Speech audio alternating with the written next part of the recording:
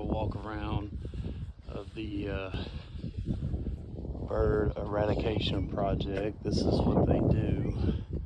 This is a typical barn enclosure. They don't close them in. Birds like to roost up in there. So this is what it comes like after the builder's complete. You can see it's all wide open up there so they can get in. So what's been going on, I'll walk around here, show you some of the structure we've been making. You get up underneath there, I got some 2x6s. They drop in perfectly right in between there. You cut them to fit, put them in there, it blocks them up. Then you run you a band of 2x4s right up there along the top edge. And I'll show you why here in a minute. I'll come around. You can see I put some 2x4s all in the holes there where the birds have been roosting.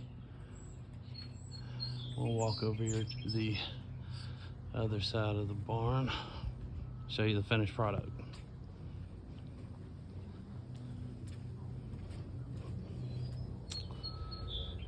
So I finished this last week. I haven't cleaned it up yet, but this is what it looks like. You put a band in there, board, and a notch out a little bit, and no more birds. All the way down.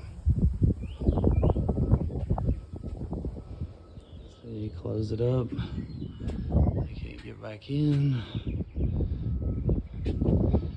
I had to cut that 2x8 down a little bit to get it to fit. And I'm definitely not a carpenter by any means. This is kind of a figure it out as you go, but you can see you can put some type of sheeting or something up there on the roof if you want to clean that up a bit. But you go down through here and birds can't get up in your eaves anymore.